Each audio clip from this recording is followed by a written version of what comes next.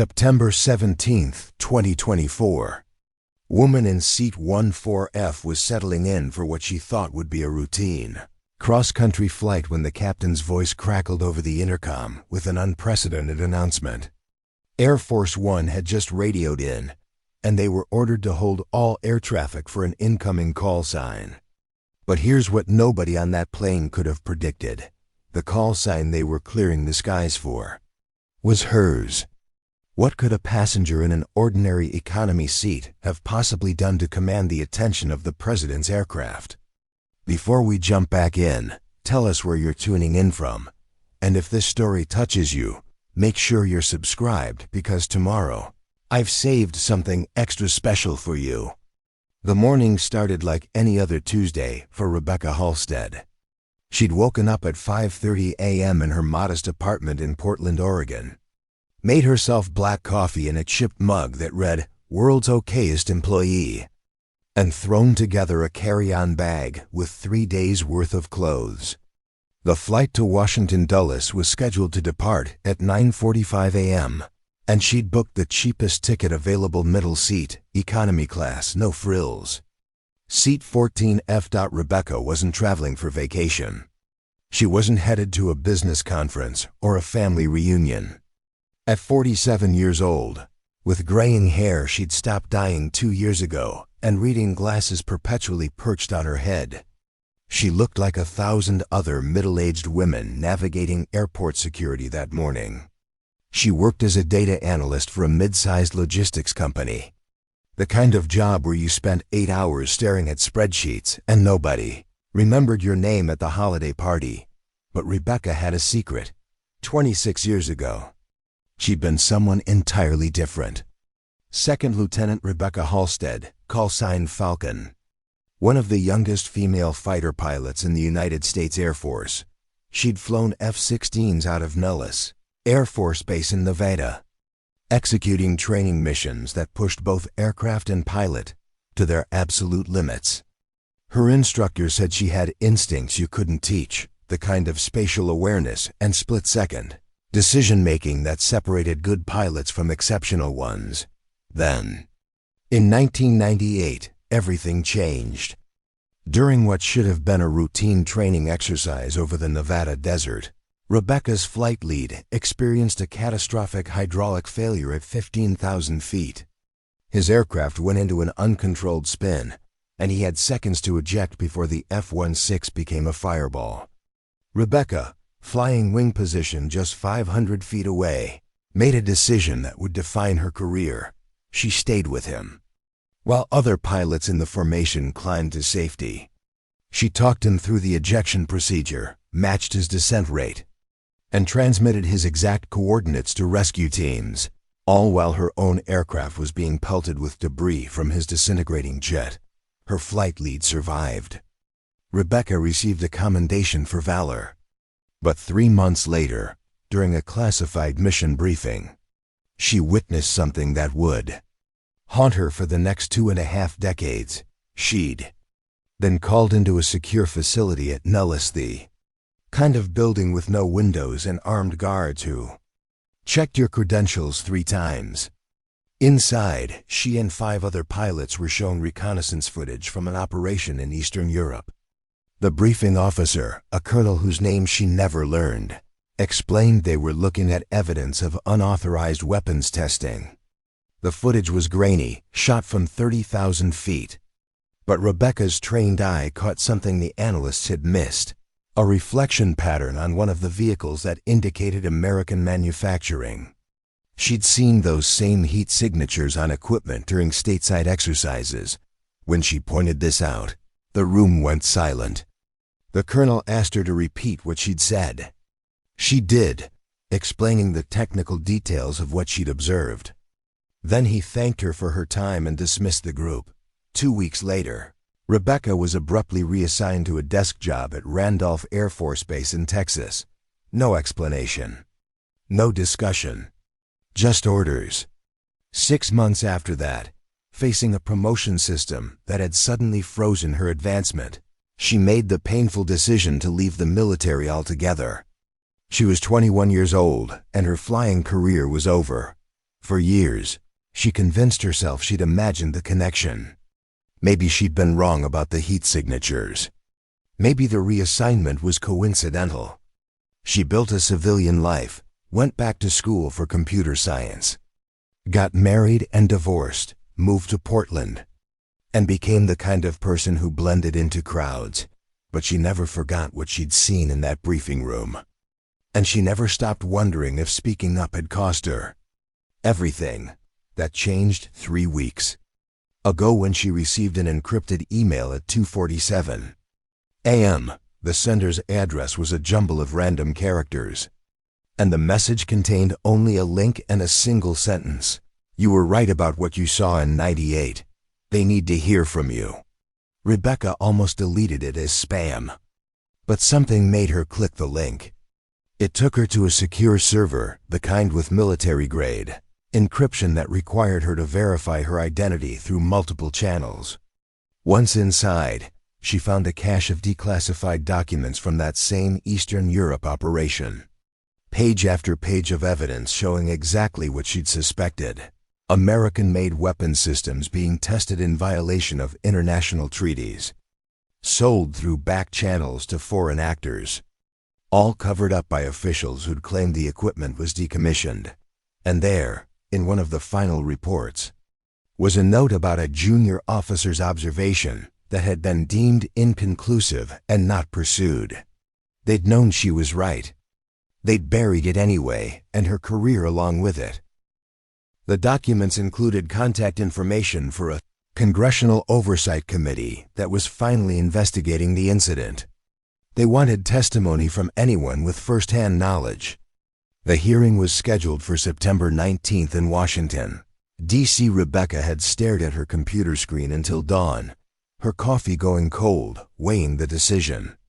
She'd spent 26 years trying to forget the Air Force, trying to move past the bitterness of watching her dreams disintegrate because she'd spoken an inconvenient truth. Did she really want to dig all of that back up? But then she thought about the young pilots currently serving, the ones who might face the same choice she had: stay silent or risk everything. If her testimony could change even one thing about how the military handled whistleblowers, maybe it would be worth it. So she'd booked the flight. Seat 14F, Portland to Dulles. $287, including the checked bag. Now, sitting in the airport terminal with 40 minutes until boarding, Rebecca watched cable news on the overhead monitors and tried to calm her nerves. She'd brought a paperback thriller to read on the plane, something mindless to distract herself. Her hands shook slightly as she sipped from a bottle of water. In 2 days, she'd be sitting in front of congressional representatives, telling a story she'd kept buried for more than 2 decades. The gate agent's voice came over the speaker, announcing that boarding would begin shortly. Rebecca gathered her things, joined the line forming at the counter, and tried not to think about all the ways this could go wrong. She had no idea that in less than 3 hours, the entire sky would be cleared because of her. She had no idea that her call sign, the one she hadn't used in 26 years, was about to be spoken by Air Force One itself. And she had no idea that what she thought was a simple flight to testify before Congress was actually the beginning of something much bigger. Because while Rebecca Halstead had been living her quiet civilian life, certain people had been watching. They'd been waiting to see if she'd come forward. And now that she had, they were about to make sure she never made it to Washington to testify. Boarding Group C was called at 9:15 a.m. Rebecca shuffled down the jetway with the other passengers, her carry-on rolling behind her with a squeaky wheel that seemed louder than it should be. The flight attendant at the door offered a practiced smile that didn't reach her eyes, the kind that came from greeting her 10,000th passenger that month. The plane was a Boeing 737, and seat 14F was exactly where Rebecca expected it to be, middle seat, sandwiched between a teenager wearing noise-canceling headphones who was already asleep against the window, and an empty aisle seat that would probably be filled by some last-minute business traveler. She hoisted her bag into the overhead compartment settled into her seat, and pulled out her paperback. The thriller's cover promised international espionage and plot twists, which felt almost ironic given where she was headed. She was on page 32, reading about a fictional spy evading capture in Prague. When the aisle seat's occupant finally arrived, Marcus Chun looked like he'd run through the airport. His tie was loosened, his suit jacket wrinkled, and he was breathing hard as he threw his briefcase into the overhead bin with more force than necessary. "Sorry, excuse me," he muttered, squeezing past Rebecca's knees to claim his seat. He was maybe 35, Asian American, with the kind of exhaustion in his eyes that suggested too many late nights and not enough coffee. Once settled, he pulled out a laptop covered in stickers from various tech conferences and immediately opened what looked like a presentation deck filled with charts and graphs. Rebecca returned to her book. Around them, the usual pre-flight chaos unfolded. Parents trying to calm restless children. Passengers arguing about overhead bin space. The flight attendants going through their safety demonstration that nobody watched. The teenager in the window seat continued sleeping, somehow undisturbed by it all. At 9:42 a.m., the captain's voice came over the intercom. "Good morning, folks. This is Captain Rodriguez speaking. We've got a beautiful day for flying, and we should have you on the ground in Dulles at approximately 5:35 p.m. Eastern Time. We're currently second in line for takeoff, so we'll be pushing back from the gate momentarily. Flight attendants, please prepare for departure." The plane rolled backward, the familiar sensation of movement that always gave Rebecca a small thrill despite the years away from flying. She'd never quite lost that pilot's awareness of every mechanical sound, every shift in momentum. As they taxied toward the runway, she found herself mentally running through pre-flight checks she hadn't needed to think about in decades. Marcus was typing frantically on his laptop, his fingers flying across the keyboard. Whatever presentation he was working on seemed urgent. He kept glancing at his watch and muttering under his breath. They reached the runway. The engine spooled up, that building roar of controlled power. Rebecca felt the acceleration press her back into the seat, watched through the gap between seats as the ground fell away, and allowed herself a small smile. No matter how many commercial flights she took, that moment of liftoff always transported her back to the cockpit of an F-16, the raw power of a fighter jet leaping into the sky. The climb was smooth. Seattle disappeared beneath a blanket of clouds, and soon they were at cruising altitude with the seatbelt sign off. The flight attendants began their beverage service, working their way down the aisle with the cart. Rebecca was deep into Chapter 7 of her thriller when Marcus finally closed his laptop with a frustrated sigh. He rubbed his eyes, then turned to her. "Hey, sorry about the frantic typing. Got a pitch meeting in D.C. tomorrow, and the presentation is nowhere near ready." Preparing and narrating this story took us a lot of time, so if you are enjoying it, subscribe to our channel. It means a lot to us. Now back to the story. "No worries," Rebecca replied, though she hadn't actually been bothered. The polite thing seemed to be acknowledging him. "What kind of pitch?" "Cybersecurity software," he said, launching into what sounded like a well-rehearsed elevator pitch. "My company develops threat detection systems for government contractors. Tomorrow we're presenting to a Department of Defense procurement committee, and if we land this contract, it could change everything for us." Rebecca nodded politely, hoping the conversation would end there. She wasn't particularly interested in cybersecurity software, and she definitely didn't want to discuss anything related to the Department of Defense. But Marcus seemed to need someone to talk to, probably to calm his nerves. "You heading to D.C. for work too?" he asked. "Something like that," Rebecca said vaguely. She returned her attention to her book, hoping he'd take the hint. He did. Marcus pulled out his phone, scrolled through emails, then put in his own earbuds and closed his eyes. The teenager in the window seat shifted in his sleep, but didn't wake. Around them, the plane hummed with that particular white noise of air travel, the engine drone. The occasional crying baby from a few rows back. The muted conversations of passengers. They were about 90 minutes into the flight. Somewhere over Montana, when everything changed, the plane banked suddenly to the right.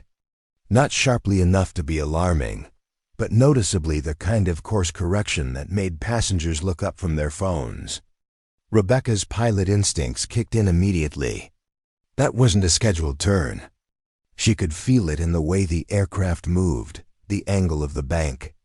Something had prompted the captain to alter their flight path. Marcus pulled out his earbuds, looking around with mild confusion. Is that normal? Before Rebecca could answer, the plane banked again, this time to the left, leveling out at what felt like a slightly different altitude. The seatbelt sign dinged on, and the flight attendants quickly began securing the beverage cart. Then the captain's voice returned to the intercom. But this time, there was something different in his tone, not panic, but a kind of controlled urgency that Rebecca recognized from her military days. It was the voice of someone dealing with an unexpected situation while trying to keep everyone calm. Ladies and gentlemen, this is Captain Rodriguez. We've just received instructions from air traffic control to alter our course and hold our current position. This is a precautionary measure, and there's no cause for alarm. We're going to be circling for approximately 15 to 20 minutes, while a TC sorts out some traffic management issues. I apologize for the delay, and I'll update you as soon as I have more information. The intercom clicked off. Around the cabin, passengers exchanged glances. A woman across the aisle leaned toward her husband and whispered something. A businessman in the row ahead pulled up a flight tracking app on his phone. Frowning at the screen, Rebecca's mind was racing. Traffic management issues serious enough to put a commercial flight into a holding pattern at cruising altitude? That was unusual. Air traffic control typically rerouted planes around congestion, not ordered them to circle. And there was something about the captain's phrasing, "hold our current position," that sounded more military than civilian. Marcus had pulled up his own flight tracking app. According to this, we're not just circling. We've actually deviated pretty significantly from the normal flight path. We're about 40 miles south of where we should be. Rebecca leaned over to look at his screen. He was right. The plane's current position was well off the standard Portland to Dulles route. More concerning, when she looked at the airspace around them, there were no other aircraft nearby. On a typical Tuesday afternoon, this corridor should have been busy with commercial traffic. But the app showed their plane isolated, an empty bubble of sky. That's weird, Marcus said, zooming in on the map. Where is everybody? That's when Rebecca felt the first flutter of real concern. Because she recognized what she was seeing. This wasn't traffic management. This was an air traffic control order to clear the airspace, the kind of directive issued when a high priority aircraft needed an unrestricted corridor. She'd seen it before. During her Air Force days, when VIP military transport was moving through a region, the skies would be systematically emptied. Commercial flights redirected or held in pattern, all to create a safe zone for whatever was coming through. But what could possibly be important enough to clear commercial airspace over Montana on a Tuesday afternoon? The answer came 3 minutes later, and it changed everything. The intercom crackled to life again. Captain Rodriguez's voice had shifted from controlled urgency to something else, something that sounded almost like disbelief. Ladies and gentlemen, I've just received an unprecedented communication from air traffic control. We've been ordered to maintain our current holding pattern because Air Force One has entered our airspace and is requesting the clear corridor. A ripple of excitement moved through the cabin. Passengers craned their necks toward the windows, hoping to catch a glimpse of the president's aircraft. People pulled out their phones, despite the inconsistent Wi-Fi signal at altitude. But Captain Rodriguez wasn't finished. Furthermore, He paused, and Rebecca could hear him take a breath over the intercom. Air Force One has specifically requested communication with a passenger on this aircraft. We've been asked to identify and establish contact with someone traveling under the call sign Falcon. The blood drained from Rebecca's face. Marcus looked at her curiously. Call sign? What does that mean? But Rebecca couldn't answer, because she was no longer sitting in seat 14F on a commercial flight. In her mind, she was back in the cockpit of an F-16. 26 years younger, hearing that same call sign crackle over the radio during a training mission that felt like a lifetime ago. Someone on air. Force One knew exactly who she was. And they knew she was on this plane. The cabin erupted into confused murmurs. Passengers turned to look at each other, searching for anyone who might be this mysterious Falcon. A businessman in first class actually stood up to scan the rows behind him. Children asked their parents what a call sign was. The teenager in the window seat had finally woken up and was staring around in bewilderment. Rebecca sat frozen, her paperback forgotten in her lap, her hands gripping the armrest so tightly her knuckles had turned white. Her heart hammered against her ribs with such force she was certain Marcus could hear it. "Excuse me, folks," Captain Rodriguez continued, his voice carrying an edge of surrealism. "If there is a passenger aboard with the call sign Falcon, we need you to identify yourself to the flight attendants immediately. This is a first for me in 23 years of flying." A flight attendant appeared at the front of the cabin, walking slowly down the aisle with a wireless phone in her hand. She was in her 50s, with short auburn hair and an expression that suggested she'd thought she'd seen everything until about 60 seconds ago. "Is there anyone here who goes by the call sign Falcon?" she asked, her eyes scanning each row. Rebecca's mind spun through possibilities at light speed. This couldn't be coincidence. Someone knew she was on this flight. Someone with enough authority to contact Air Force One, to clear the sky, to orchestrate this entire impossible scenario. But who, and more importantly, why? The congressional hearing wasn't until the day after tomorrow. She was nobody, just a former junior officer who'd washed out of the Air Force over 2 decades ago. What could Air Force One possibly want with her? Unless her testimony was more dangerous than she'd realized. Unless the people she was about to expose had connections that reached all the way to the top. Unless this wasn't about protecting her at all, ma'am. The flight attendant had reached their row. She looked directly at Rebecca with a mix of impatience and concern. "Do you know anything about this?" Every instinct screamed at Rebecca to stay silent, to pretend she was just another passenger, to let this moment pass and deal with whatever came next on the ground. But she could feel the weight of 200 pairs of eyes searching the cabin. The flight attendant was moving past their row now, continuing toward the back of the plane. And then Rebecca thought about that briefing room in 1998, about staying silent when she should have fought harder, about 26 years of wondering what if. Wait. Her voice came out as barely a whisper. She cleared her throat and tried again. "Wait, please." The flight attendant stopped and turned back. Marcus stared at her, his eyes widening. Around them, passengers leaned into the aisle to see who had spoken. "I'm Falcon," Rebecca said, louder this time. Her voice shook, but the words were clear. That was my call sign." The cabin went completely silent. Even the crying baby several rows back had stopped fussing.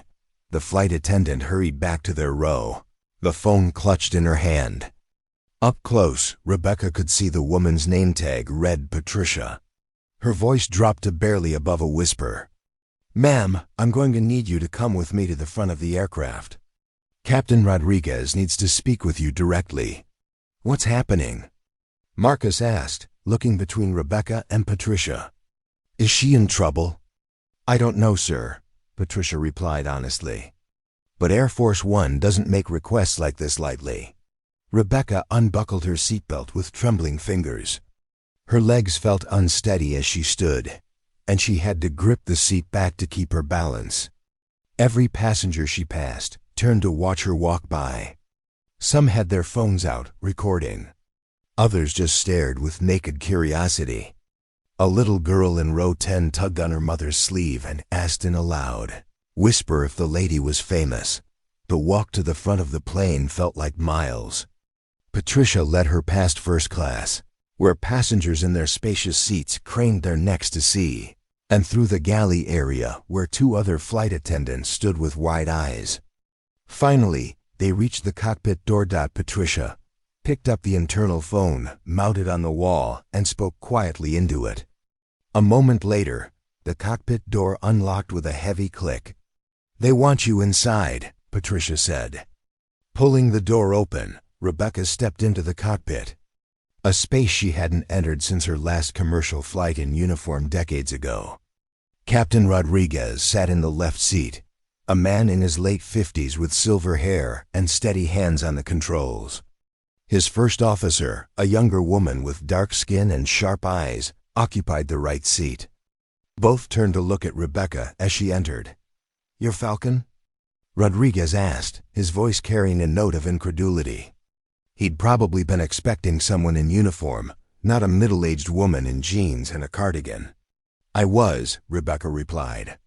"Second Lieutenant Rebecca Halstead, call sign Falcon. I flew F-16s out of Nellis from 1996 to 1998. Rodriguez exchanged a glance with his first officer, then gestured to the radio headset hanging near the door. "Air Force One is on the emergency frequency. They've asked to speak with you directly." Rebecca's hand shook as she reached for the headset. The familiar weight of it settled over her ears, and suddenly she was back in a flight suit, surrounded by instruments and sky, living the life she'd lost. She pressed the transmit button. This is Falcon." Even saying it felt strange after so many years, the response came immediately. A male voice, professional and crisp with military precision. "Falcon, this is Air Force One. Radio call sign Sam 28000. Please confirm your full name and last duty station." Rebecca's throat felt dry. "Rebecca Halstead. Last duty station was Randolph Air Force Base, Texas, September 1998. A pause. She could hear background chatter on the other end of the line, multiple voices discussing something. Then the same voice returned. "Stand by, Falcon. We're patching you through to a priority channel." There was a series of clicks, the sound of encrypted communications connecting. Rebecca waited, her heart pounding so hard she could feel it in her temples. Captain Rodriguez and his first officer were pretending to focus on their instruments, but she could tell they were listening to every word. When the next voice came through the headset, Rebecca's knees nearly buckled. "Lieutenant Halstead. This is General Patricia Morrison, United States Air Force. Vice Chief of Staff." The woman's voice was commanding but not unkind.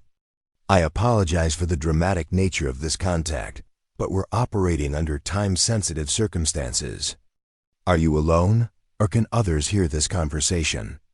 Rebecca glanced at the cockpit crew. "The flight crew can hear me, ma'am." "That's acceptable. They have security clearance." "Lieutenant, I'm going to ask you a direct question, and I need you to answer truthfully.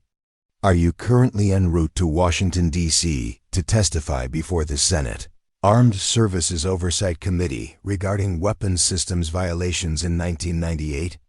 The room seemed to tilt. How did they know about the testimony? The hearing wasn't even public yet. "Yes, ma'am. The hearing is scheduled for September 19th. Another pause. When General Morrison spoke again, her tone had shifted to something harder, more urgent. "Lieutenant, you need to listen to me very carefully. The encrypted email you received 3 weeks ago, the one that provided you with classified documents and invited you to testify, did not come from the Oversight Committee. It came from a foreign intelligence operation that has been attempting to compromise our investigation for the past 6 months." Rebecca felt the blood drain from her face. "What? The documents you were shown are real," Morrison continued. "But they were stolen and leaked with the specific purpose of drawing you out." We've had credible intelligence for the past 72 hours that there is an active threat against you. The individuals responsible for the 1998 cover-up are aware that you're the only person who can provide eyewitness testimony, and they have taken steps to ensure you never reach Washington. The cockpit spun. Rebecca gripped the edge of the console to steady herself. What kind of threat? The kind that required us to scramble Air Force One to intercept your flight path, Morrison said bluntly. Lieutenant, we have reason to believe there is someone on your aircraft who was not supposed to be there. Someone who boarded at the last minute with the specific purpose of ensuring this plane does not reach its destination. Rebecca's mind flashed to Marcus Chun, the businessman who'd arrived late. Out of breath, sitting directly next to her in the aisle seat. The one with the cybersecurity company pitching to the Department of Defense.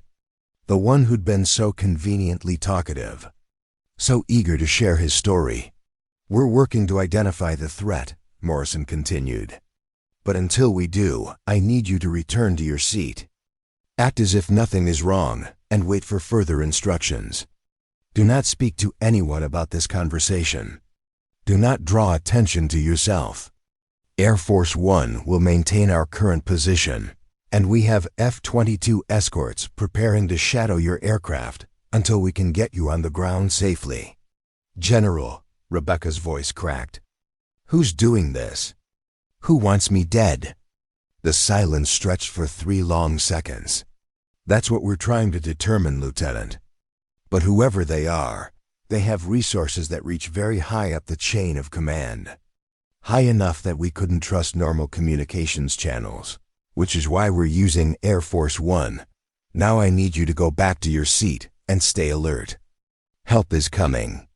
The line went dead. Rebecca stood in the cockpit, the headset still pressed against her ears, trying to process what she'd just heard. Somewhere on this plane was someone sent to kill her, and she had no idea who it was. Captain Rodriguez's voice pulled Rebecca back to reality. Ma'am, are you all right? She removed the headset slowly, her hands moving on autopilot. The cockpit felt suddenly claustrophobic despite the vast sky visible through the windows. I need to go back to my seat, she managed to say. What did they tell you? The first officer asked, her concern evident. Rebecca met her eyes. That I need to act like everything is normal. Rodriguez nodded slowly. He'd been flying long enough to recognize a classified situation when he saw one. Patricia will escort you back. If you need anything at all, you use the call button. Understood? Understood. The walk back through the cabin was torturous. Rebecca forced her face into what she hoped was a neutral expression, but her mind was cataloging every passenger she passed with new eyes. The businessman in 4B typing on his laptop, could it be him? The woman in 8C who'd been reading a magazine, was she watching Rebecca a little too carefully? The college-age kid in 11A with the expensive headphones, was he really asleep or just pretending? Marcus Chun was leaning into the aisle when she reached row 14, his expression a mixture of curiosity and concern. Everything okay? What did they want? Just a misunderstanding, Rebecca lied, sliding past him to reclaim her middle seat. Wrong person. But you said you were Falcon, Marcus pressed. What does that even mean? Are you, like, military or something? The teenager in the window seat was also awake now, openly eavesdropping. Half the cabin was still turned around, trying to hear their conversation. It's nothing, Rebecca said firmly, picking up her paperback with hands that wouldn't stop shaking.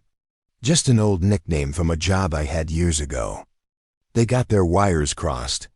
Marcus looked skeptical but seemed to sense she didn't want to discuss it further.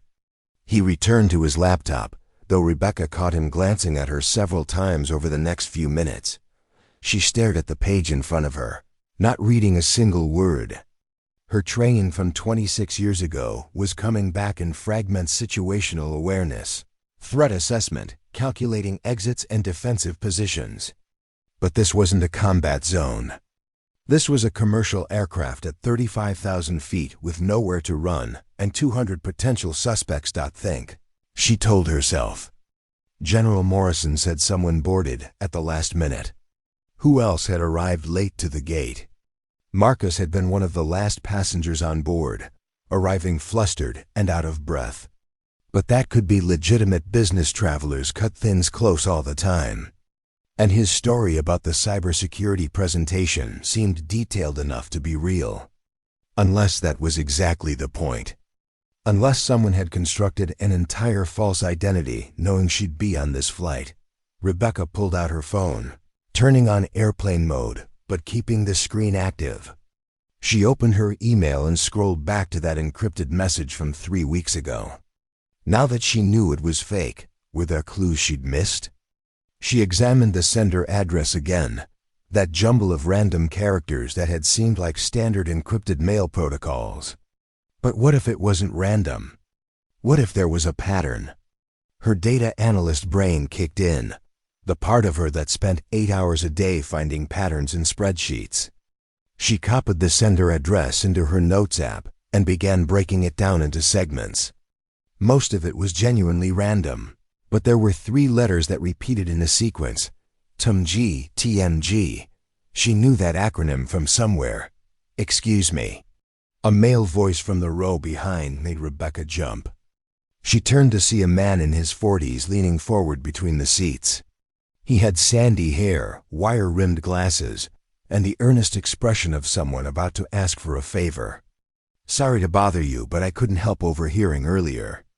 You were an F-16 pilot? Rebecca's throat tightened. A long time ago. That's incredible, the man continued, seemingly oblivious to her discomfort. I'm a flight instructor at a small airport in Oregon. Cessnas and Pipers, nothing like what you flew, but I'd love to hear. I'm sorry. I really can't talk right now, Rebecca interrupted, turning back around. Her heart was racing again. Was this innocent enthusiasm, or was this the threat? Someone getting close, building rapport, waiting for the right moment? The man muttered an apology and retreated. Marcus gave her another curious look but said nothing. Rebecca's phone buzzed as a text message that had somehow pushed through despite airplane mode. She frowned at the screen. The number was blocked, and the message contained only a link and 5 words. Check passenger manifest. Row 18C. Her blood ran cold. Someone was communicating with her. Someone who knew what was happening. She shouldn't click on an unknown link. Every cybersecurity protocol screamed at her not to. But General Morrison had said help was coming. What if this was it? Rebecca tapped the link. It took her to what appeared to be a secure database, the same type of encrypted server, where she'd found those documents 3 weeks ago. This time, the page displayed a passenger manifest for their flight. With one entry highlighted, Row 18C, David Brennan, age 43. Ticketed through a corporate travel account registered to TMG, International Consulting, TMG. There it was again. She pulled up her web browser and searched for TMG International, keeping her phone angled away from Marcus's potential line of sight. The first result was a bland corporate website advertising strategic consulting services for government and private sector clients. The kind of vague description that could mean anything or nothing. But when she clicked through to their leadership page, her breath caught. The CEO's photo showed a man she recognized, not personally, but from news coverage. Thomas Garrett, former Deputy Secretary of Defense, who'd left government service under murky circumstances in 2003. Several of the other executives listed had similar trajectories. Former military brass and intelligence officials who'd moved into the private sector, and according to various news articles she pulled up, TMG International had been investigated multiple times for improper weapons sales and sanctions violations. Every investigation had been quietly dropped. Rebecca's mind raced through the connections. The 1998 incident she'd witnessed involved unauthorized weapons systems. TMG International dealt in defense contracting, Thomas Garrett had been in the Pentagon during that time period, though not in a position she'd have interacted with directly. If he or his company had been involved in the illegal sales, her testimony could expose not just a decades-old cover-up, but an ongoing criminal enterprise worth potentially billions. Suddenly, the pieces clicked into place. This wasn't just about silencing one witness. This was about protecting an entire network. She navigated back to the passenger manifest and memorized the details. David Brennan, row 18C, 8 rows behind her. She didn't dare turn around to look, but she desperately wanted to know what he looked like. Her phone buzzed again. Another message from the blocked number. Brennan is former Special Operations. Trained in covert elimination. Do not approach. Do not make eye contact. F-22s are 3 minutes out. Stay in your seat. Rebecca's hands were sweating. A trained killer was sitting 8 rows behind her, and she was supposed to just sit here and act normal? Marcus had closed his laptop and was watching her with undisguised concern now. Hey, are you sure you're okay? You look really pale. I'm fine, Rebecca said automatically. Just not a great flyer. You? But you were a fighter pilot. That was different. I was in control. The words came out sharper than she intended. Before Marcus could respond, the intercom crackled to life again. Captain Rodriguez's voice had taken on a new quality, tightly controlled. Each word carefully measured. Ladies and gentlemen, I need everyone to remain calm and stay in your seats with your seatbelts fastened. We've been informed by air traffic control that we have military aircraft approaching our position. This is a protective escort and not a cause for alarm. Please keep the aisles clear and follow all crew member instructions. The cabin erupted into nervous chatter. Passengers pressed against windows, trying to spot the fighter jets. A woman several rows up demanded to know why they needed a military escort. A man in first class was on his phone despite the flight attendant's instructions, apparently trying to call someone. Rebecca forced herself to breathe slowly. 3 minutes, the message had said. The F-22s would be here in 3 minutes. And then what? They couldn't exactly board a commercial aircraft at 35,000 feet, unless the plan wasn't to board at all. Unless the plan was to force them down. She pulled up the flight tracking app Marcus had been using earlier. Their plane was currently over eastern Montana, circling in a holding pattern. The nearest airport large enough to handle a 737 would be Billings-Logan International, about 40 miles to their south. That had to be it. They'd divert to Billings, land under military escort, and federal agents would arrest Brennan the moment they touched down, but that assumed Brennan didn't know what was happening. That assumed he'd just sit there in row 18C and wait to be captured. What would she do if she were in his position? If she knew her mission was compromised and capture was imminent? The answer came with chilling clarity. She'd complete the mission before landing. She'd eliminate the target while she still had the chance. Rebecca's hand moved to the call button above her seat, but she stopped herself. What would she say? That she'd received anonymous text messages claiming there was an assassin on board? That wouldn't help. It would just create panic and possibly alert Brennan that they were onto him. Think like a pilot, she told herself. Assess the situation. Identify your assets. Plan your defense. Her assets were limited. She had no weapon, no backup, no way to defend herself except her wits and her training. The flight attendants were watching the cabin more carefully now, but they weren't trained for this kind of threat. Captain Rodriguez was focused on flying the plane and coordinating with air traffic control. She was on her own. The teenager in the window seat suddenly pointed and shouted, "Oh my God, is that a fighter jet?" Rebecca turned to look and saw it. A sleek, angular F-22 Raptor pulling into formation off their right wing, maybe 200 feet away. Sunlight gleamed off its stealth profile. Moments later, a second F-22 appeared off their left wing. Matching their speed perfectly, The cabin erupted into chaos, passengers shouting, phones out and recording, children crying. Some people ducking down in their seats despite being told everything was fine. And in that moment of distraction, Rebecca saw movement in her peripheral vision. Someone standing up in the rear section of the plane. Row 18. Rebecca's heart hammered as she watched the figure move through the cabin. The man from row 18C was tall, maybe 6'2", with dark hair cut military short, and the efficient movements of someone who'd trained their body into a weapon. He wore khakis and a button-down shirt, completely unremarkable clothes that let him blend into any crowd. David Brennan was heading toward the lavatory at the rear of the plane, his expression neutral, his gait unhurried. Everyone else was still focused on the fighter jets. Marcus had his phone pressed against the window, recording video. The teenager beside Rebecca was live-streaming to his friends, his voice high with excitement. Flight attendants were trying unsuccessfully to get passengers to put their phones away and stay seated. Brennan disappeared into the lavatory and shut the door. Rebecca's tactical mind went into overdrive. He could have a weapon in there, something small enough to get through security, screening but lethal enough to complete his mission.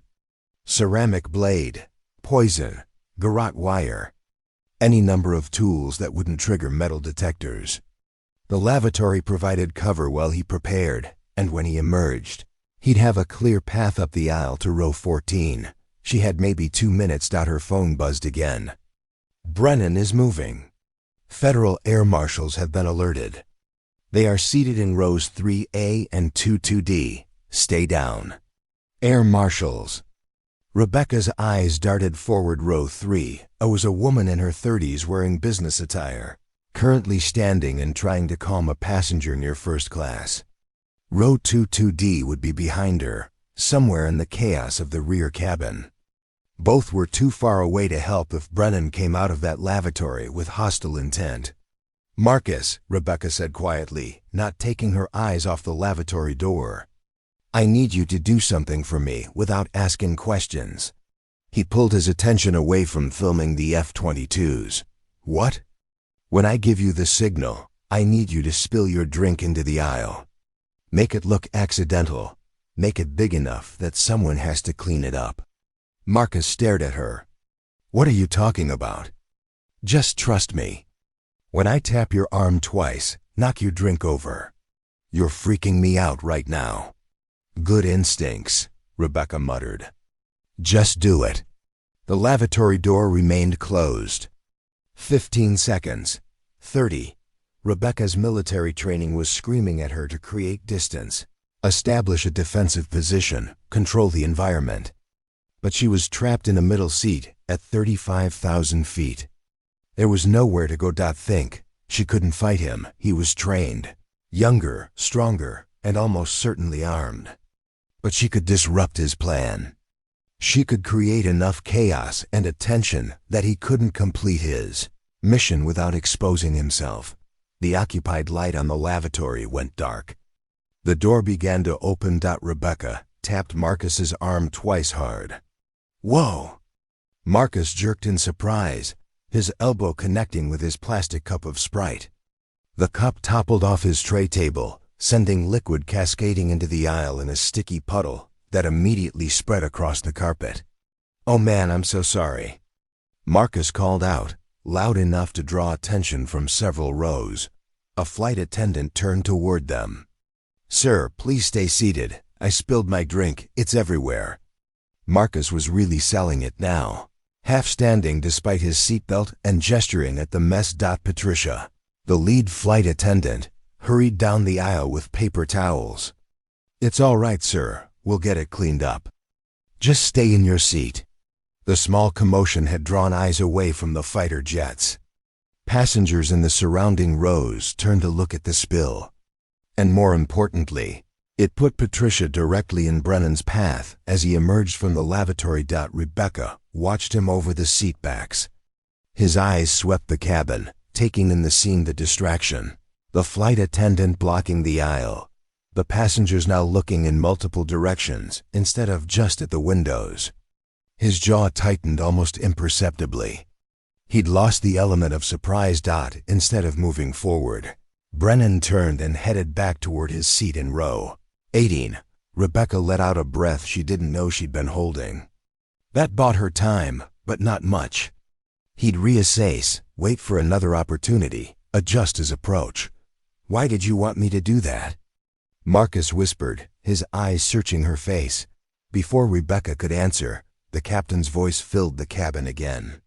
"Ladies and gentlemen, we've been cleared for immediate landing at Billings Logan International Airport. Flight attendants, please prepare the cabin for descent. We'll be on the ground in approximately 12 minutes. 12 minutes. Rebecca had to survive 12 more minutes. The plane began its descent, that familiar pressure change that made ears pop. The flight attendants moved through the cabin, checking seatbacks and tray tables, ensuring everyone was buckled in. The F-22s maintained their escort position, visible through the windows like lethal guardian angels. Rebecca's phone buzzed. "One more time. Marshals will move on Brennan during deplaning. Do not engage. Repeat, do not engage.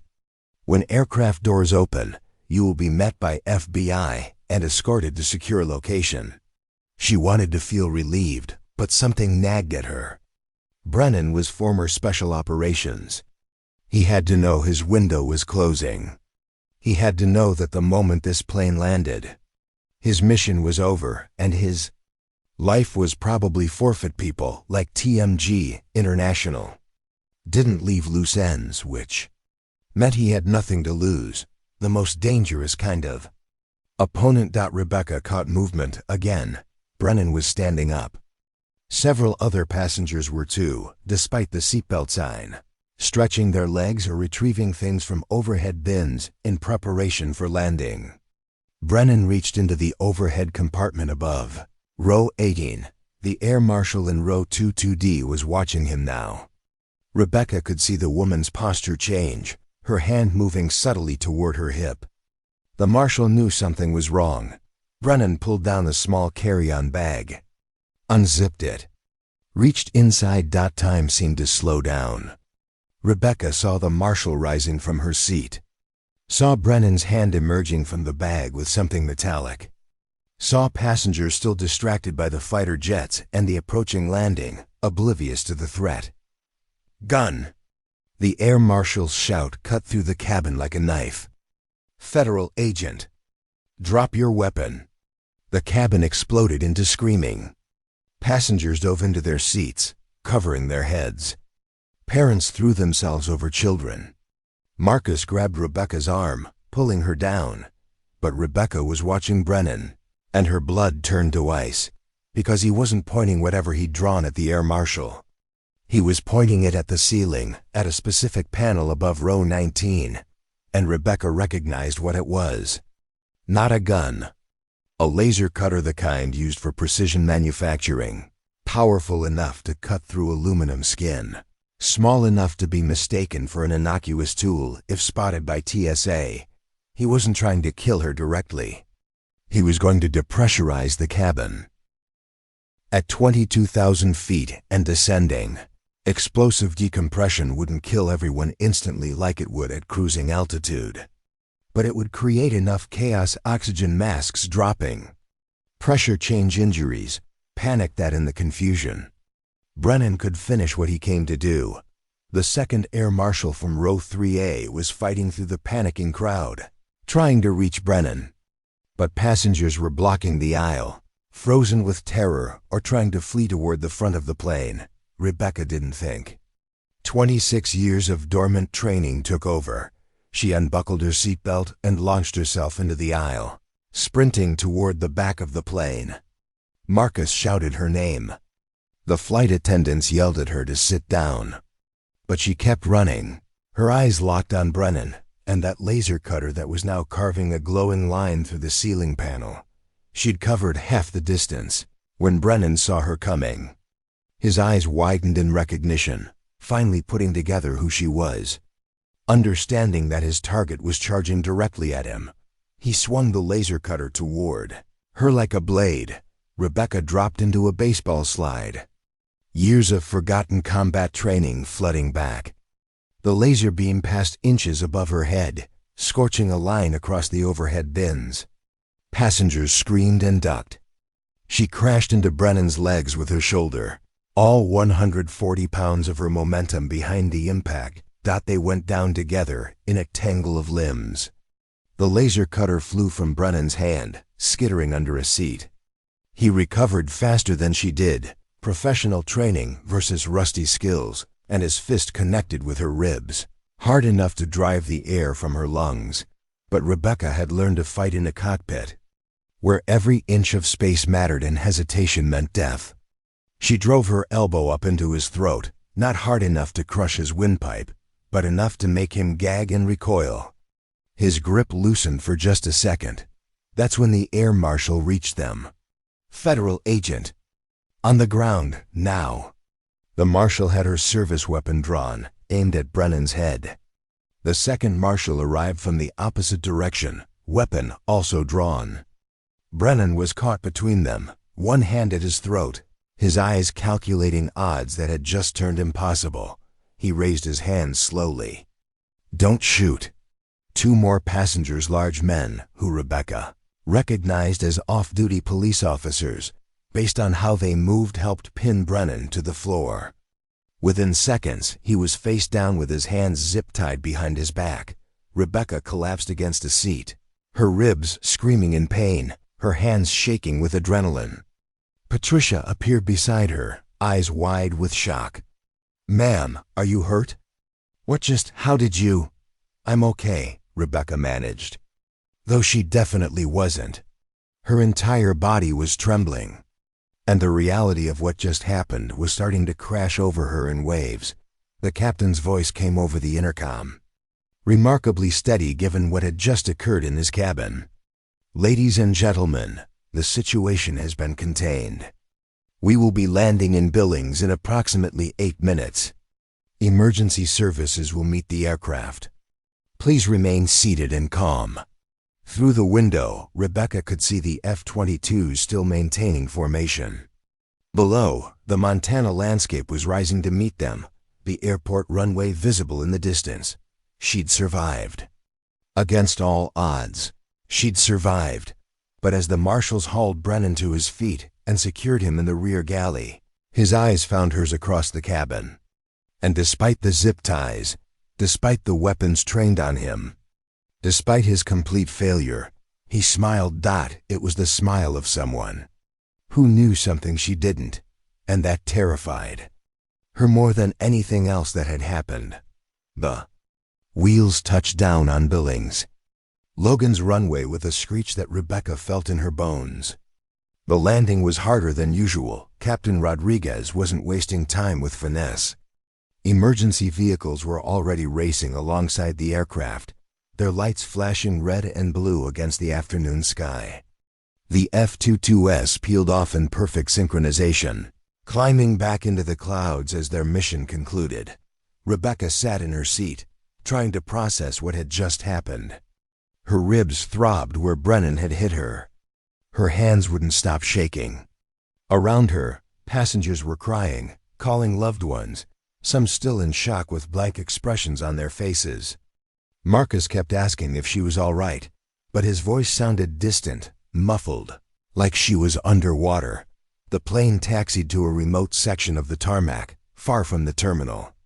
Through the window, Rebecca counted at least a dozen law enforcement vehicles forming a perimeter around their aircraft.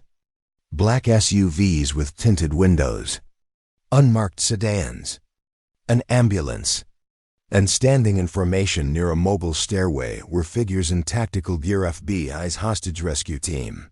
Unless she missed her guess. The moment the plane came to a complete stop, the cabin door flew open. 4 agents in full tactical kit entered, weapons raised, moving with practiced efficiency.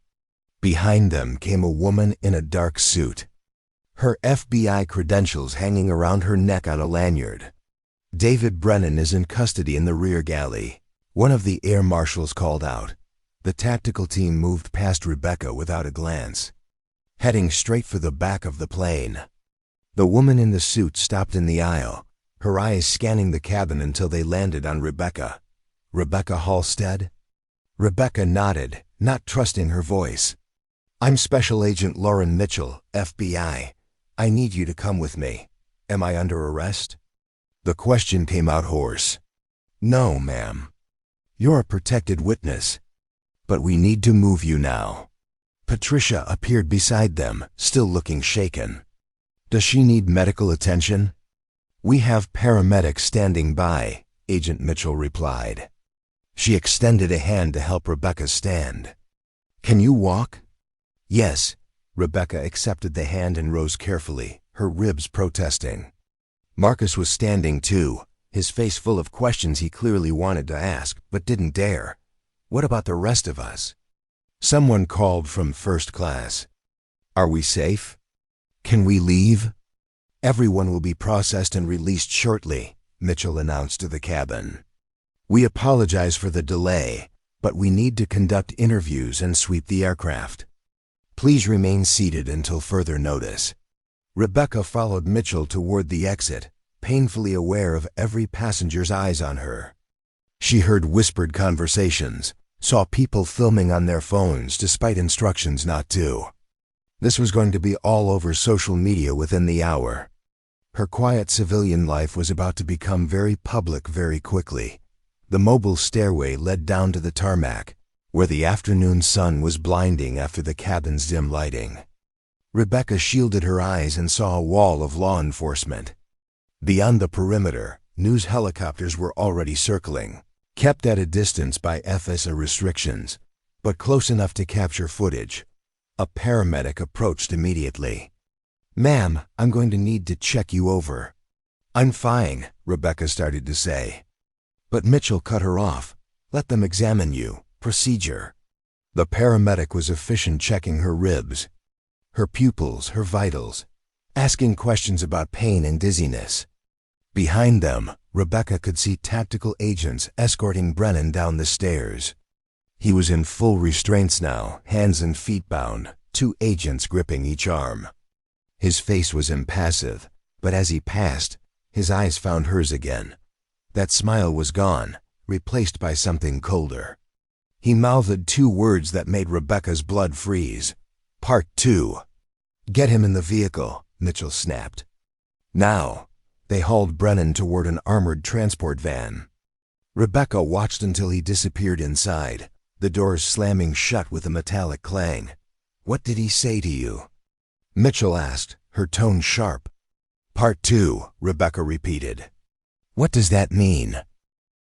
Mitchell's expression darkened. She pulled out her phone and stepped away, speaking rapidly into it in a voice too low for Rebecca to hear.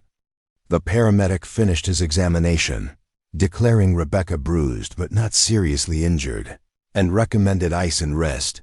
When Mitchell returned, her jaw was set. "We need to go, now. Where?" "Somewhere secure. We'll brief you when we arrive." They escorted her to one of the black SUVs. The interiors smelled like leather and gun oil. Mitchell climbed in beside her, and 2 more agents took the front seats. The vehicle pulled away immediately, leading a convoy of 3 SUVs that departed the airport through a service road. Avoiding the terminal entirely, Rebecca watched buildings pass by through tinted window strip malls. Gas stations, normal Tuesday afternoon traffic, completely unaware of what had just happened. Her phone was vibrating constantly in her pocket, probably Marcus trying to contact her, or maybe news outlets who'd somehow gotten her number. She ignored it. "Can someone please tell me what's going on?" she finally asked as they merged onto the highway. Brennan said Part 2. "That means there's more coming." Mitchell exchanged a glance with the agent in the passenger seat. "We were hoping to brief you in a secure location, but given what Brennan said, ... She paused, seeming to weigh her words. "Ms. Halstead, how much do you know about TMG International?" "Just what I found online during the flight. Defense contractor, former government officials, investigated for weapons violations." "That's the public face," Mitchell said. "The reality is far worse. TMG operates what we believe is the largest illegal arms network in the world. They've been selling advanced weapons systems to hostile nations, terrorist organizations, and private military companies for at least 15 years. We're talking about billions of dollars in illegal sales, hundreds of deaths that can be traced back to their weapons. Rebecca felt sick. And the 1998 incident I witnessed was the beginning. The weapons systems you saw were a test run. When you reported the American heat signatures, you threatened to expose an operation that was just getting started. So they buried your report, forced you out, and spent the next 2 decades building an empire. But why come after me now? That was 26 years ago. Mitchell's expression was grim. Because 3 months ago, one of TMG's shipments was intercepted by Interpol in Rotterdam. The weapons were traced back through shell companies to specific Pentagon procurement contracts from 1998, the same contracts connected to the operation you witnessed. That gave us enough to open a federal investigation. We've been building the case quietly, but we needed an eyewitness who could testify about the original operation. Someone who could establish the pattern from the beginning. And somehow TMG found out I was being contacted, Rebecca said, the pieces falling into place. Not somehow. They have sources inside the government, high-level sources we haven't identified yet. When we reached out to you through official channels 3 weeks ago, someone intercepted that communication. They created the fake encrypted email, sent you stolen documents to draw you out, and then sent Brennan to eliminate you before you could testify. Rebecca's mind reeled. Wait, you said you reached out 3 weeks ago through official channels? But the email wasn't from us, Mitchell confirmed. We sent a registered letter to your home address in Portland. It should have arrived the same day you received the fake email. Did you get it? Rebecca tried to remember. 3 weeks ago. She'd been traveling for work, hadn't checked her mail for several days. I am not sure. I might not have seen it yet. TMG intercepted our outreach somehow and created a false communication to control your response. They wanted you on a specific flight at a specific time where Brennan could complete his assignment. We didn't know about the threat until 48 hours ago, when one of our confidential informants inside TMG tipped us off. That's when we scrambled to intercept your flight. The anonymous text messages, Rebecca said. That was your informant? Yes. They couldn't risk direct contact, but they were able to send you those alerts. It's because of them that we identified Brennan and got you out alive. Mitchell leaned forward. But here's the problem. Ms. Halstead, Brennan said Part 2. Our informant has gone dark. We haven't heard from them in 6 hours. And we've intercepted chatter suggesting TMG has a backup plan. The SUV exited the highway, turning onto a rural road that led away from the city. Rebecca saw farmland stretching in every direction, the kind of isolated landscape where you could see trouble coming from miles away, or where trouble could find you with nowhere to run. A backup plan to kill me, Rebecca said flatly. A backup plan to ensure you never testify. One way or another. Mitchell pulled out a tablet and brought up a map. TMG has resources we're still discovering. Private military contractors, intelligence operatives, political connections. Brennan was their surgical option, quiet, contained, deniable. But now that he's in custody and the attempt is public knowledge, they're going to escalate. To what? Mitchell didn't answer immediately. The SUV turned onto an even smaller road, this one barely paved, leading toward what looked like an abandoned ranch in the distance. We're taking you to a federal safe house. You'll stay there under armed guard until we can arrange secure transport to Washington for your testimony. The hearing has been moved up to tomorrow morning. We can't risk waiting. Tomorrow? That's less than 24 hours. It has to be. Every hour we wait is another opportunity for TMG to reach you. We need to get you in front of that committee, get your testimony on the record, and trigger the indictments we have waiting. Once that happens, You'll be in protective custody until the trial." The SUV pulled up to a weathered two-story farmhouse surrounded by empty fields. It looked abandoned from the outside, but Rebecca could see the subtle signs of security cameras hidden in the eaves, reinforced doors, curtains that were too heavy for a working ranch house. 2 more FBI vehicles were already parked in the gravel driveway. "How long will I be here?" Rebecca asked. "Just overnight. At 0600 tomorrow, we'll move you via helicopter to an Air Force base in Great Falls, then military transport to Washington. You'll testify at 1,000 hours." They exited the vehicle, and Rebecca felt the full weight of her exhaustion crash down. Her ribs ached. Her hands had finally stopped shaking, but now they felt numb. She'd been awake for over 12 hours, had fought off an assassin, and now she was being told she'd testify before Congress in less than a day. An agent opened the farmhouse door, and Mitchell guided Rebecca inside. The interior had been transformed into a secure facility: computers, communications equipment, agents monitoring multiple screens showing security camera feeds from around the property. "We have 6 agents on site, rotating shifts," Mitchell explained. 2 more in the barn watching the perimeter. Drones scanning the surrounding area. "You're safe here." Rebecca wanted to believe her, but she kept thinking about Brennan's smile. About those 2 words. Part 2. About the fact that TMG International had spent decades building a criminal empire and had billions of dollars in reasons to make sure she never made it to Washington. And about the growing certainty that whatever was coming next would make the attempt on the plane look like a warm-up. She was safe for now. But sunrise was hours away, and she had no idea what would happen when the sun came up. The safe house bedroom was sparse but functional: a single bed with military-grade sheets, a dresser, and a window with bulletproof glass that looked out over dark fields.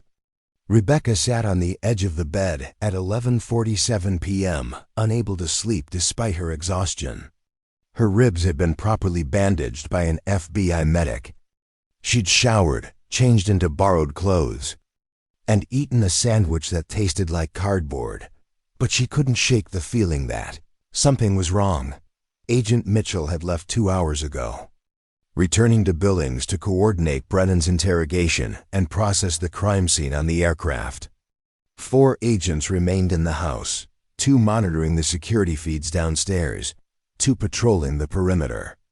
Rebecca could hear footsteps below her, the murmur of radio chatter, the occasional creak of the old farmhouse settling.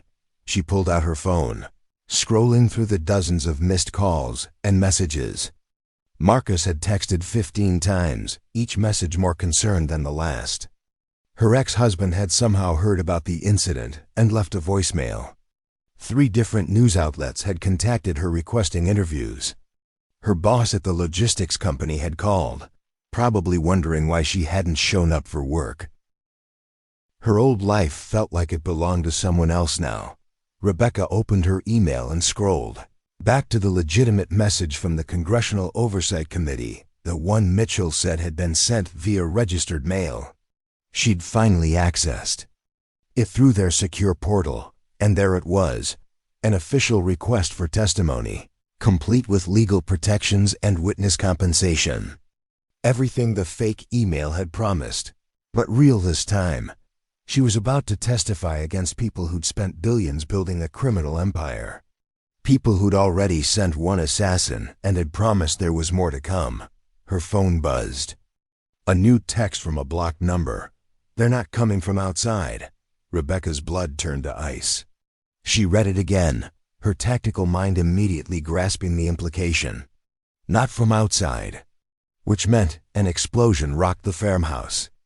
The blast came from somewhere on the first floor, a percussive wave that shook the walls and shattered the window in her room, despite the bulletproof glass. Rebecca was thrown backward onto the bed as debris rained down. The lights flickered. Once, twice, then died completely, plunging the house into darkness broken only by the orange glow of fire from below. Smoke alarms shrieked. Someone was shouting downstairs.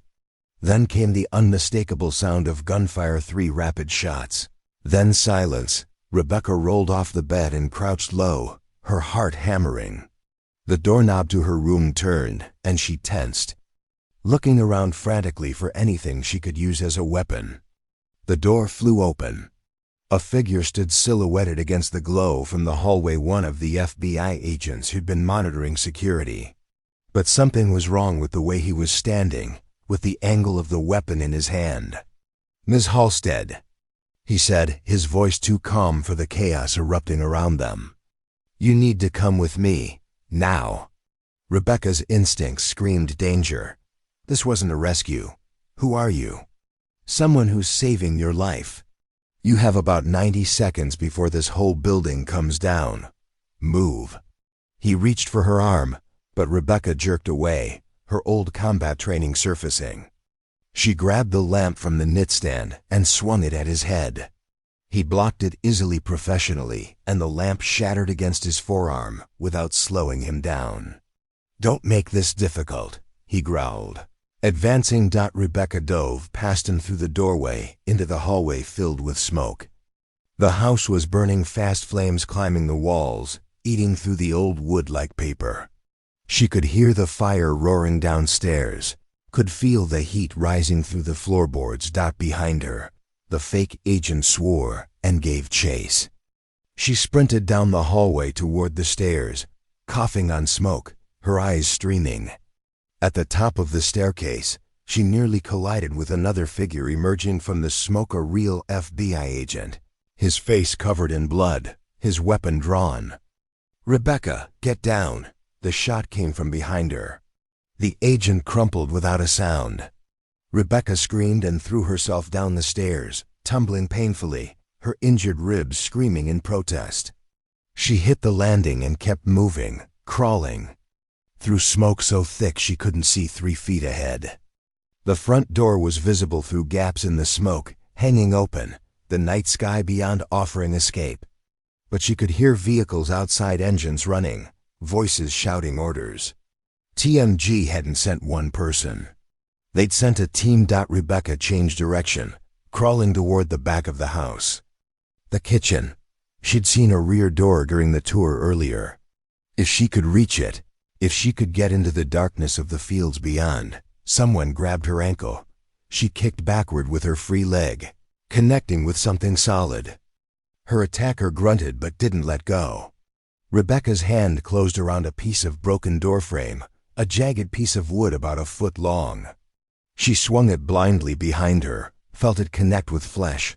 The grip on her ankle released. She scrambled forward, found the kitchen doorway, crawled through. The smoke was marginally less thick here. She could make out the shape of the back door, could see it was also open, another entry point for the attackers. But between her and the door stood Agent Mitchell. Rebecca's relief lasted exactly 1 second until she saw the gun in Mitchell's hand, pointed directly at her. "I'm sorry," Mitchell said, and she actually sounded like she meant it. "I really am. But TMG pays better than the Bureau, and they have much longer reach." Rebecca's world tilted. The agent who'd been protecting her, the one who'd explained everything, who'd brought her to this safe house. "You're the leak." "I'm one of several," Mitchell corrected. "We're everywhere, Ms. Halstead. Government, military, law enforcement. TMG doesn't just sell weapons, they sell access, influence, protection. That's how they've survived for so long." "Then why am I still alive?" Rebecca's voice was steadier than she felt. "You could have killed me on the plane, at the airport, anytime, because it needed to look authentic. The FBI had to rescue you, protect you, make it seem like we were doing everything right. Then you'd die in a tragic attack on the safe house. Too many enemies, too many variables, just bad luck. No one would question it. No one would investigate too deeply." Mitchell's expression hardened. "But you've been more trouble than anticipated. First surviving Brennan, now this.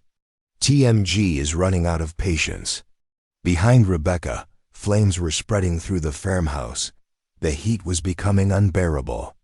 She could hear the structure groaning, walls beginning to collapse. They had minutes, maybe less, before the whole building came down. "What about your informant?" Rebecca asked, buying time. "The one who sent me those text messages?" Mitchell's eyes flickered, just for a second, but enough.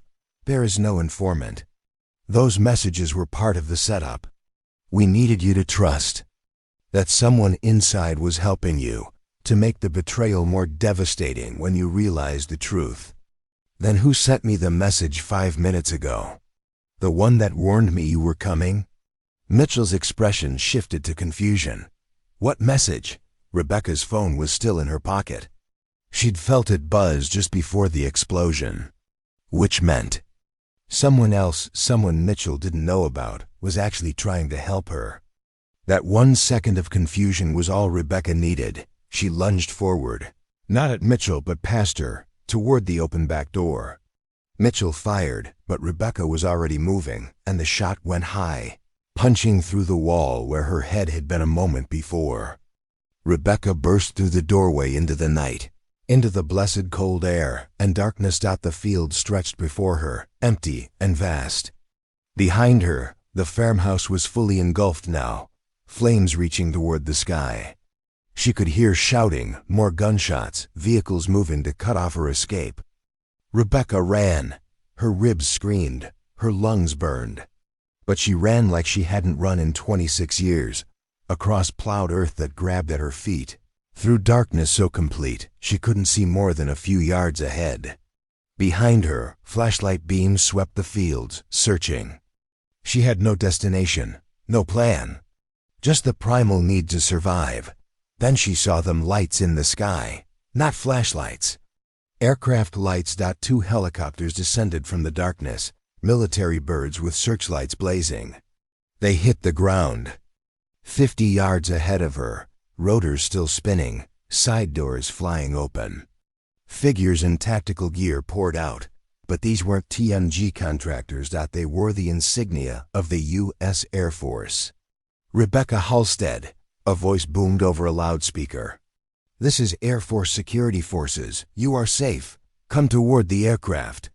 Rebecca staggered toward the helicopters, her legs barely holding her up. Strong hands caught her as she reached the perimeter, guiding her into one of the birds. The interior was all business, no seats, just equipment and operators in full combat gear. As they lifted off, Rebecca looked down to see the farmhouse consumed by fire, FBI vehicles scattered around it like toys. Small figures were running, some toward the helicopters, some away. She hoped the real agents, the ones who'd actually been trying to protect her, had made it out. A figure in an Air Force uniform handed her a headset. She put it on, and a familiar voice filled her ears. "Lieutenant Halstead, this is General Morrison. We meet again under less pleasant circumstances." Rebecca's voice cracked. "How did you find me?" "We never lost you," Morrison replied. "When we learned there was a leak in the FBI operation, we activated our own assets. The informant who sent you those text messages, that was Colonel James Bradford, Air Force Office of Special Investigations.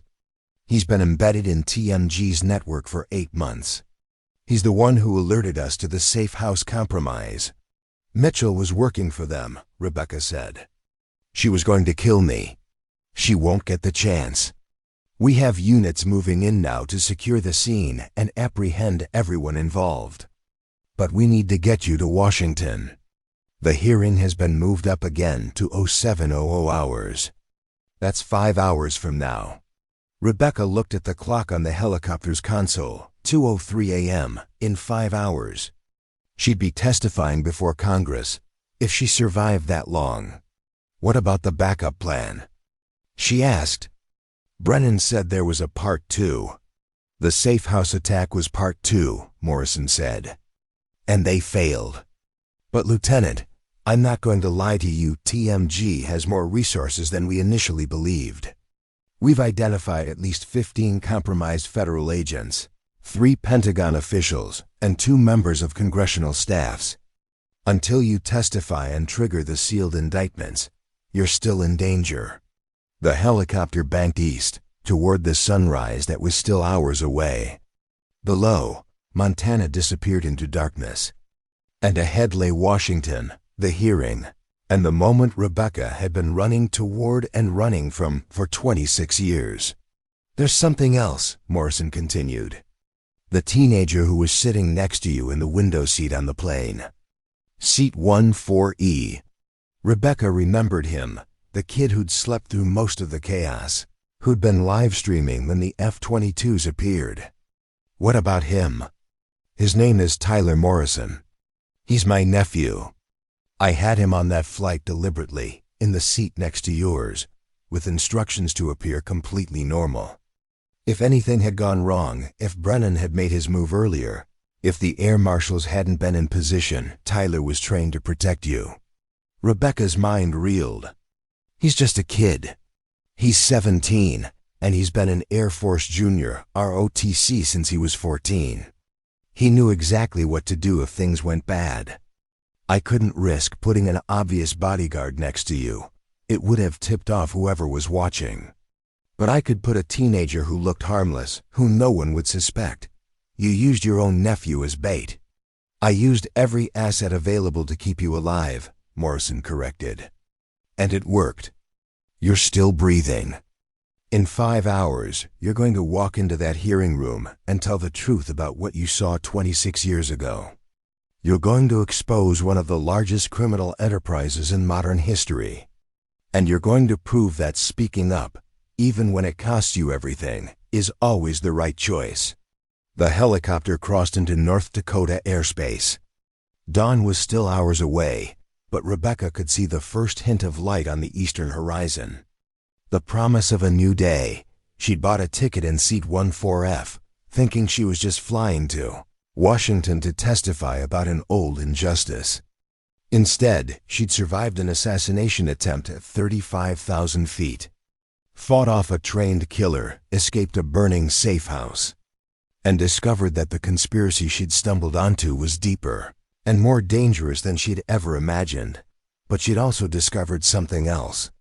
That the call sign she'd carried for 2 years and mourned for 26 wasn't just a nickname. It was an identity.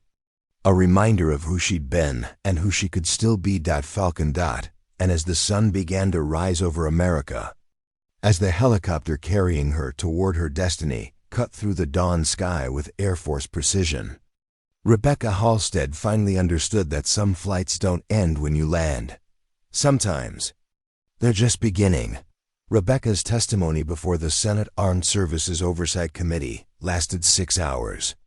She detailed everything she'd witnessed in 1998, provided documentation of the weapons violations, and identified the officials who'd covered it up. Her words, delivered under oath and recorded for history, triggered a cascade of sealed indictments.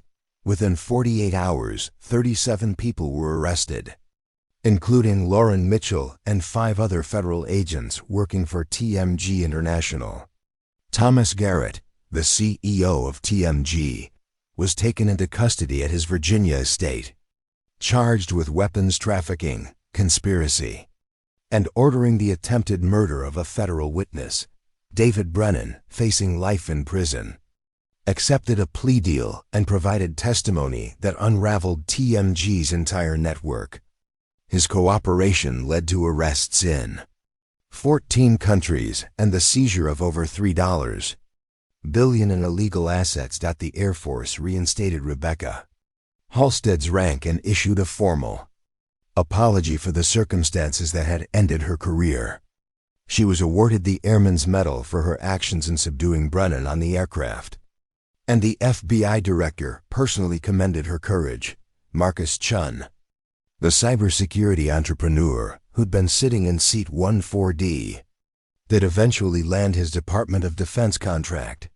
He later told reporters that meeting Rebecca was the most extraordinary experience of his life, and he'd never look at a middle seat the same way again. Tyler Morrison, the 17-year-old who'd been secretly protecting Rebecca while pretending to sleep, was accepted into the Air Force Academy. His aunt, General Patricia Morrison, attended his graduation 4 years later and proudly pinned on his second lieutenant bars. As for Rebecca, she returned to Portland briefly to settle her affairs, then accepted a position with the Department of Defense Inspector General's office, investigating procurement fraud and protecting whistleblowers. She testified before Congress 3 more times over the following year, helping to pass legislation that strengthened protections for military personnel who reported wrongdoing. On September 17, 2025, exactly 1 year after the incident, Rebecca received a package at her new office in Washington. Inside was a framed photograph taken from one of the F-22 Raptors during the escort mission, a shot of the commercial airliner flying through Montana skies, surrounded by fighter jets with clouds painted gold by the late afternoon sun. At the bottom of the frame, someone had engraved a single word, Falcon.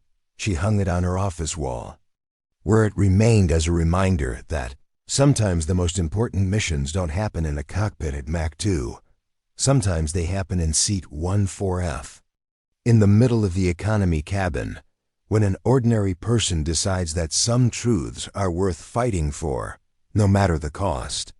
Up next, you've got 2 more standout stories right on your screen.